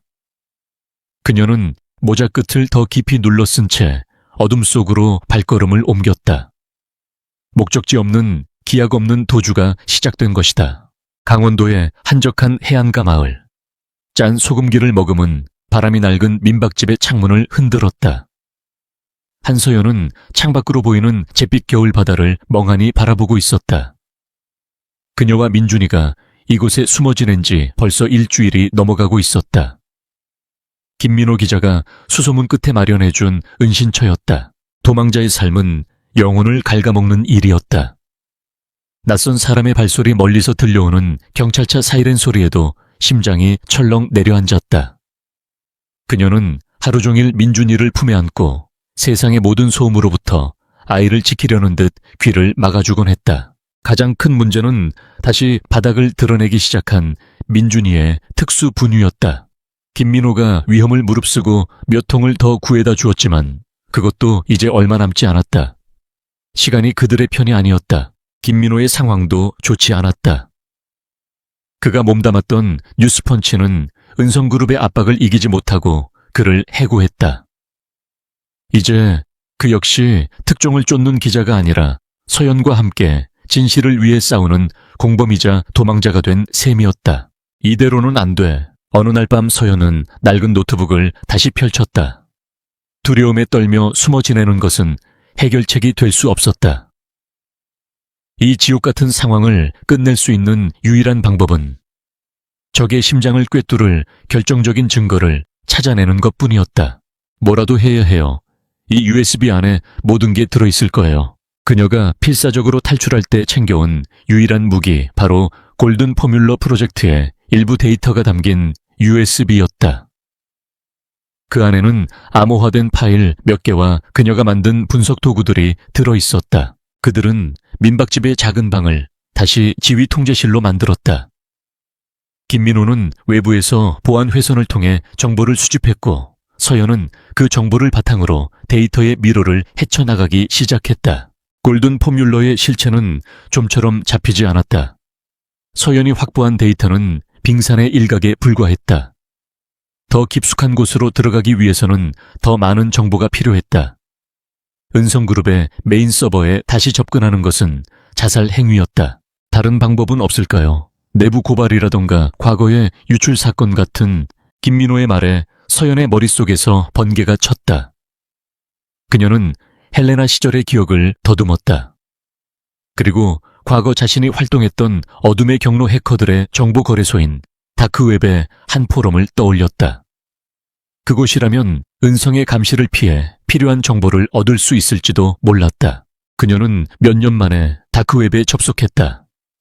수많은 불법 정보들이 거래되는 혼돈의 공간 속에서 그녀는 헬레나라는 옛 아이디 대신 알테미스라는 새로운 이름으로 활동을 시작했다. 그녀는 은성 바이오와 관련된 모든 데이터를 수집한다는 글을 올렸다. 해킹된 정보든 내부 유출 자료든 상관없었다. 그리고 며칠간의 기다림 끝에 한 익명의 정보상에게서 연락이 왔다. 그는 몇 년 전 은성의 한 하청업체 서버에서 유출된 낡은 데이터 뭉치를 가지고 있었다. 당시에는 별 볼일 없는 자료로 취급되어 헐값에 거래되던 것이었다. 서연은 김민호가 구해준 얼마 안 되는 비상금으로 그 데이터를 구입했다. 수십 기가바이트에 달하는 방대한 자료. 대부분은 단순한 회계 자료나 업무 보고서였지만 서연은 무언가 있을 것이라는 직감으로 밤을 새워 데이터를 분석했다. 그리고 마침내 그녀는 찾아냈다. 데이터 덤이 가장 깊숙한 곳, 아무도 신경 쓰지 않았던 임시 백업 폴더 안에서 암호화된 연구원들의 이메일 교환 내역을 발견한 것이다. 심장이 다시 뛰기 시작했다. 그녀는 자신이 가진 모든 해독 기술을 총동원하여 이메일의 암호를 풀기 시작했다. 그것은 수만 개의 열쇠 구멍에 맞는 단 하나의 열쇠를 찾아내는 것과 같은 고된 작업이었다. 며칠간의 사투 끝에 마침내 첫 번째 이메일의 내용이 화면에 나타났다. 그리고 그 내용을 읽어내려가는 서연과 김민호의 얼굴은 점차 경악으로 물들어갔다. 골든 포뮬러는 단순한 시장 독점을 위한 프로젝트가 아니었다. 그것은 괴물이었다. 이메일에는 충격적인 내용이 담겨 있었다. 원가 절감을 위해 그들은 정부의 안전 기준을 통과하지 못한 신종화학 안정제 컴파운드 X를 분유의 핵심 성분으로 사용하려 하고 있었다. 초기 동물 실험 결과 컴파운드 X는 실험용 쥐들에게서 심각한 알레르기 반응과 신경계 손상을 유발했다. 프로젝트에 참여했던 일부 연구원들은 이 위험성을 지적하며 실험 중단을 요구했다. 하지만 프로젝트 총책임자는 위에서 내려온 지시라며 모든 반대 의견을 묵살했다. 그리고 동물 실험 데이터를 조작하고 긍정적인 결과만을 담은 보고서를 작성하여 상부에 올리도록 지시했다. 그들이 만들려던 것은 아기들을 위한 영양식이 아니었다. 이윤을 위해 아기들의 건강을 담보로 한 독이나 다름없는 물건이었다. 자신의 아들 민준이가 바로 저런 분유 때문에 고통받고 있다는 사실이 떠오르자 서연은 참을 수 없는 분노의 몸을 떨었다. 이것은 단순한 기업 비리를 넘어 수많은 아이들의 생명을 위협하는 반인륜적인 범죄였다. 이 미친 자식들. 김민호는 주먹으로 벽을 내리쳤다. 기자로서 수많은 추악한 진실을 마주해왔지만 이것은 차원이 다른 악이었다. 이제 그들에게는 범죄의 구체적인 내용이 담긴 증거가 생겼다. 하지만 이것만으로는 부족했다. 은성그룹은 이 이메일 역시 헬레나가 조작한 것이라며 발뺌할 것이 뻔했다. 그들에게는 이 모든 사실을 자신의 입으로 증언해줄 사람이 필요했다. 서연은 다시 이메일을 샅샅이 뒤졌다. 그 속에서 유독 양심의 가책을 느끼며 프로젝트의 위험성을 계속해서 경고했던 한 연구원을 발견했다. 그의 코드네임은 이카루스였다. 이카루스는 프로젝트 총책임자에게 지속적으로 반기를 들었고 결국 어느 날 갑자기 지방연구소로 발령 처리된 후 모든 이메일에서 자취를 감췄다. 이 사람을 찾아야 해요. 이카루스. 이 사람이 마지막 열쇠예요. 서연과 김민호의 새로운 목표가 정해졌다. 이제부터는 시간과의 싸움이었다. 그들이 이카루스의 존재를 알았다면 박태준의 팀 역시 그의 존재를 알고 있을 터였다. 어쩌면 이미 그를 찾아 나섰을지도 모른다. 서연은 다시 디지털 탐정으로 변신했다. 그녀는 이카루스라는 코드네임과 이메일에 언급된 단서들을 조합하여 그의 진짜 신원을 추적하기 시작했다. 은성그룹의 내부 인사기록, 과거 언론기사, 학술자료, SNS의 희미한 흔적까지. 인터넷이라는 광대한 바닷속에서 바늘 하나를 찾아내는 것과 같은 작업이었다. 그녀는 은성의 감시망을 피하기 위해 수십 개의 가상 서버를 경유하며 자신의 흔적을 지웠다. 며칠간의 끈질긴 추적 끝에 마침내 이카루스의 정체를 밝혀냈다. 그의 본명은 최동훈. 한때 촉망받던 생화학 박사였으나 1년 전 갑자기 학계와 모든 연락을 끊고 은성그룹을 퇴사한 뒤 종적을 감춘 인물이었다. 서연은 그의 마지막 흔적을 찾아냈다. 그가 은퇴 후 귀향했다는 소문. 그의 고향은 전라남도의 한 작은 시골 마을이었다. 찾았어요. 하지만 우리가 그를 찾을 수 있다면 박태준도 곧 그를 찾아낼 거예요. 김민호의 얼굴에 긴장감이 감돌았다. 그들보다 먼저 도착해야 합니다. 더 이상 지체할 시간이 없었다. 그들은 최소한의 짐만 챙겨 민박집을 나섰다. 김민호는 지인에게 낡은 중고차 한 대를 빌렸다. 이제 그들의 운명은, 그리고 어쩌면 이 나라 수많은 아이들의 운명은 이름 모를 시골 마을에 숨어 지내는 한 연구원의 입에 달려 있었다. 늦은 밤 낡은 자동차는 어둠을 뚫고 남쪽을 향해 달리기 시작했다. 헤드라이트가 비추는 길 외에는 아무것도 보이지 않는 칠흑 같은 어둠 속이었다. 서연은 뒷좌석에서 잠든 민준이를 꼭 껴안았다. 이 길이 과연 구원으로 향하는 길일까? 아니면 또 다른 덫으로 향하는 길일까? 그녀는 알 수 없었다. 하지만 한 가지는 분명했다. 그녀는 더 이상 도망치지 않을 것이다. 자신의 아들을, 그리고 이름 모를 다른 아이들을 지키기 위해 그녀는 이 길의 끝에서 기다리고 있을 진실, 혹은 위험과 정면으로 마주할 생각이었다. 차창 밖으로 스쳐 지나가는 불빛들이 마치 그녀를 재촉하는 것 같았다. 시간은 얼마 남지 않았다. 남쪽으로 향하는 낡은 자동차 안공기는 팽팽한 고무줄처럼 긴장되어 있었다. 한서연은 뒷좌석에서 잠든 민준이를 다독이며 창밖의 어둠을 응시했다. 그들의 유일한 무기인 노트북 화면에는 목적지인 작은 시골 마을의 지도가 떠 있었다. 김민호는 굳은 표정으로 운전대를 잡고 있었다. 거의 다 왔습니다. 그의 목소리가 어둠을 갈랐다. 하지만 그 순간 서연의 눈이 날카롭게 빛났다. 기자님 뒤에 룸미러를 통해 보니 일정한 거리를 유지하며 따라오는 검은색 세단 한 대가 있었다. 그들이 은신처를 떠난 직후부터 희미하게 느껴졌던 불길한 예감이 현실이 되는 순간이었다. 박태준의 사냥개들이었다. 젠장 꼬리가 붙었어. 김민호는 욕설을 내뱉으며 가속 페달을 깊게 밟았다. 한적한 시골 국도는 순식간에 생사를 건 추격전의 무대로 변했다. 검은 세단도 즉시 속도를 높여 그들의 뒤를 바싹 쫓아왔다.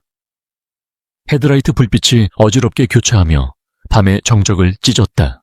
서연 씨 꽉 잡아요. 김민호는 운전대를 꺾어 좁은 농로로 접어들었다.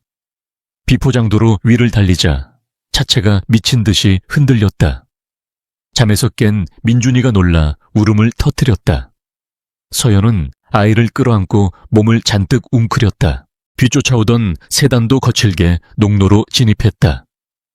몇 번이고 차의 뒷부분을 들이받으려는 듯 위협적으로 접근해왔다. 이러다가는 잡히는 것은 시간 문제였다. 그때 서연의 눈에 갈림길과 함께 낡은 GPS 지도가 들어왔다. 한쪽은 큰 길로 이어지는 길, 다른 한쪽은 지도에도 제대로 표시되지 않은 산길이었다. 오왼쪽으로요 지금. 서연의 외침에 김민호는 본능적으로 운전대를 꺾었다.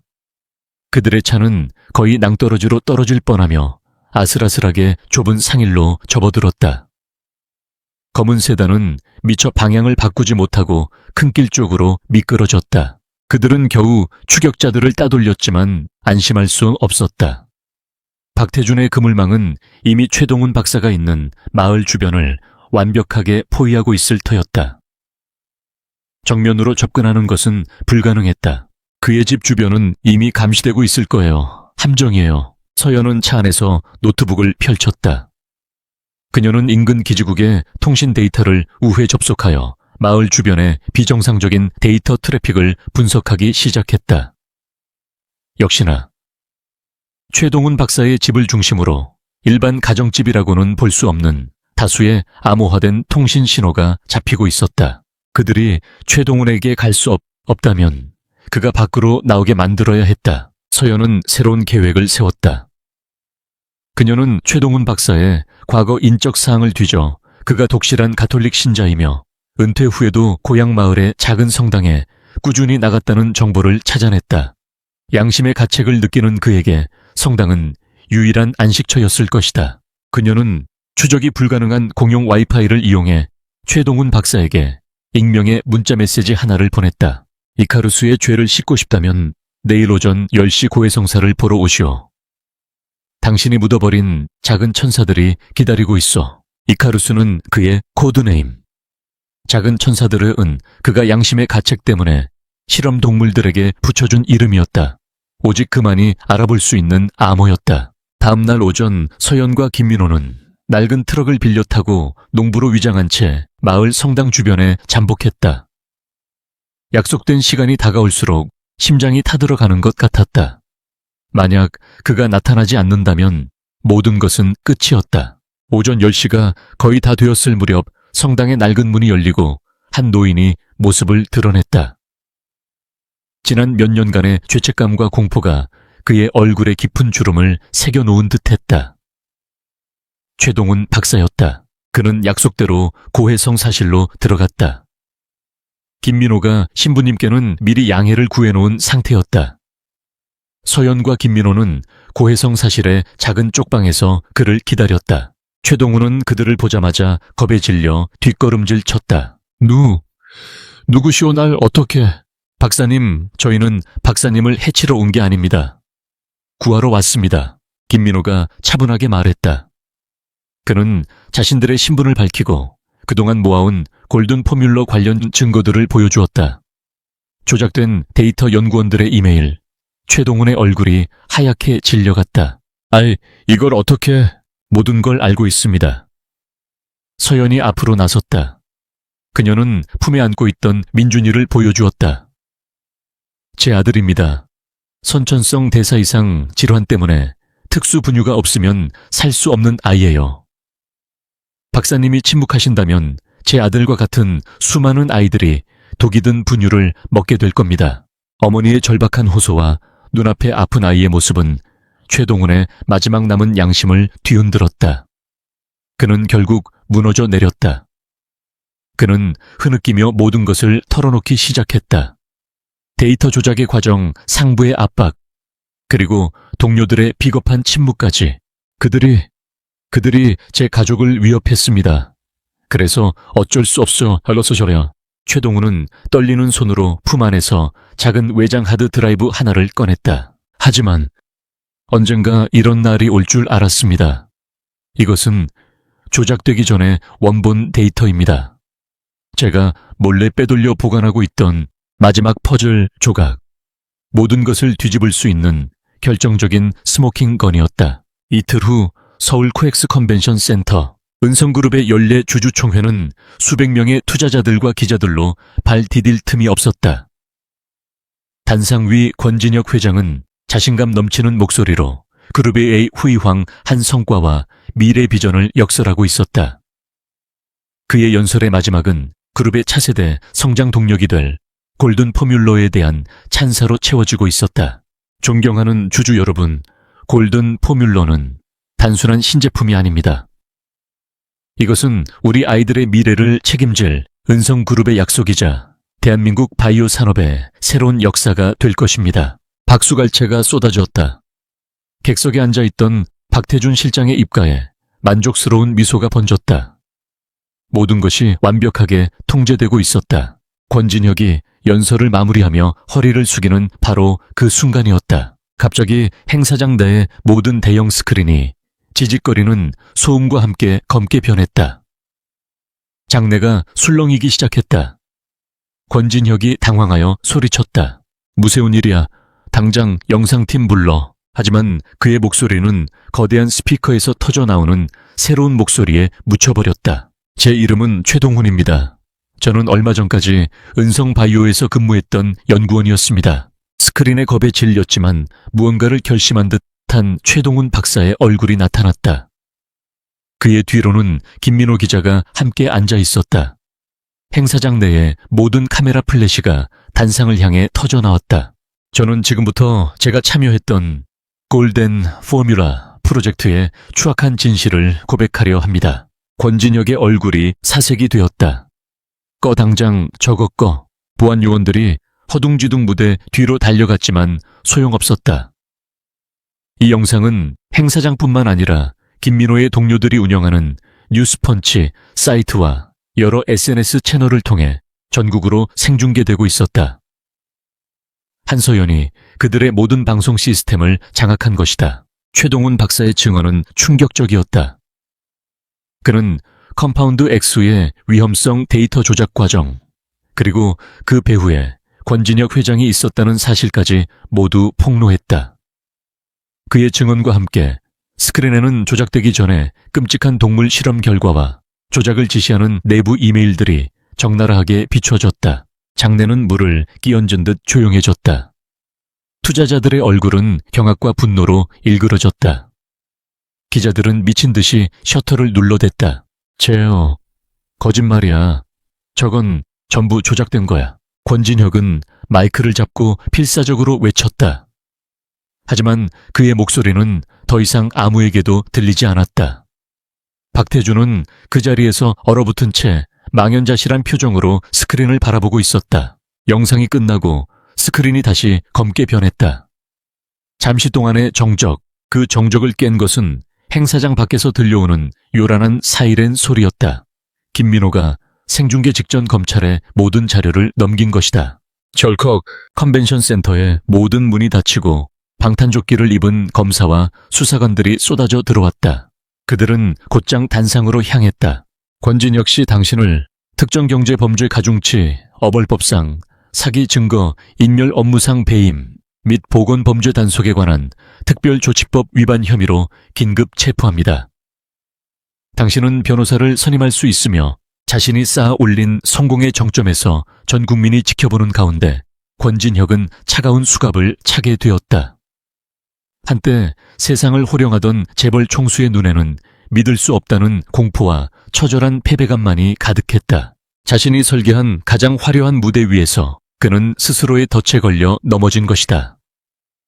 단상 아래에서는 박태준 실장 역시 수사관들에게 둘러싸여 있었다. 모든 것이 끝났다. 은성그룹 주주총회장에서 터져나온 진실의 폭탄은 대한민국 전체를 뒤흔들었다.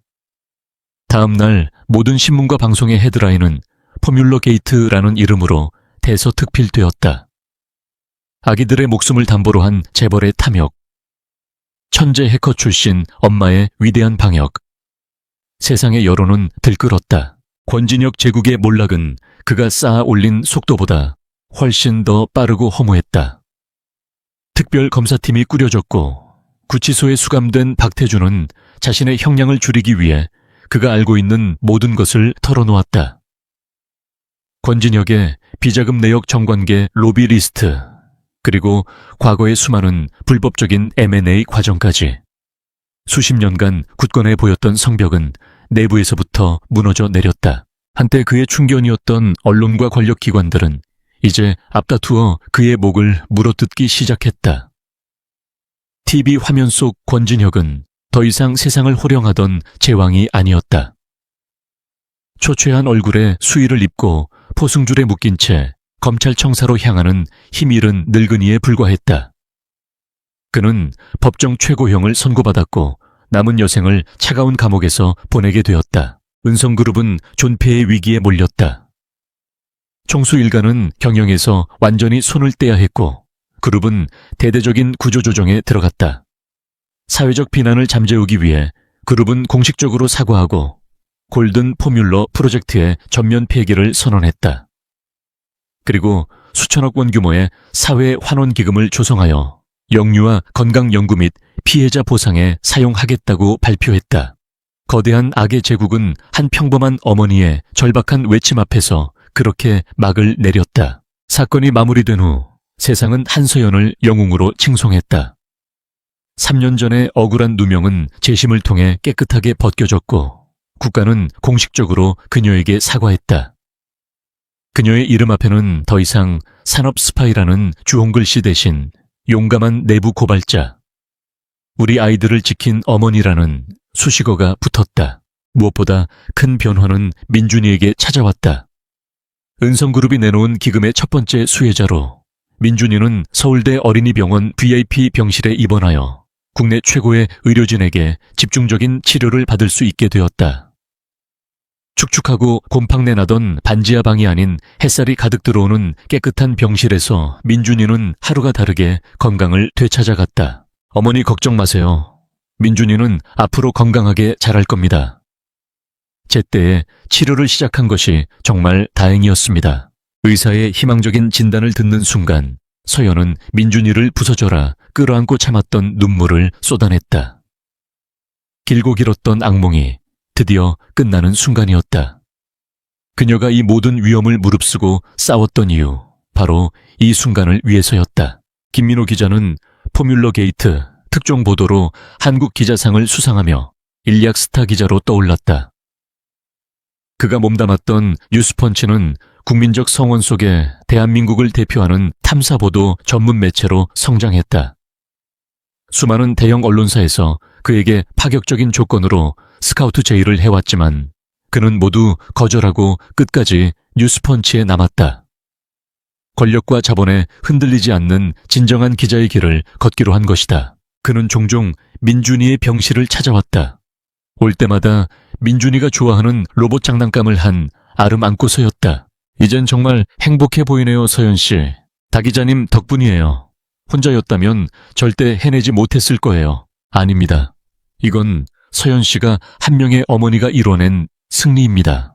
두 사람은 더 이상 동지가 아닌 서로의 상처를 보듬어주는 좋은 친구가 되어 있었다. 양심 선언을 했던 최동훈 박사 역시 검찰 수사에 적극 협조한 점이 참작되어 집행유예를 선고받았다. 그는 모든 것을 내려놓고 속죄하는 마음으로 한 소비자 인권단체에서 화학물질의 유해성을 알리는 연구원으로 조용히 살아가게 되었다. 그로부터 1년 후 서울의 한 평화로운 공원. 이제 4살이 된 민준이가 건강하게 잔디밭 위를 뛰어다니고 있었다. 뒤뚱거리는 걸음으로 나비를 쫓는 아이의 웃음소리가 햇살 속에 퍼져나갔다. 벤치에 앉아 그 모습을 지켜보는 한서연의 얼굴에는 더없이 평온한 미소가 걸려 있었다. 지난 1년간 그녀의 삶에는 많은 변화가 있었다. 헬레나의 명성은 IT 업계에 전설처럼 퍼져나갔다.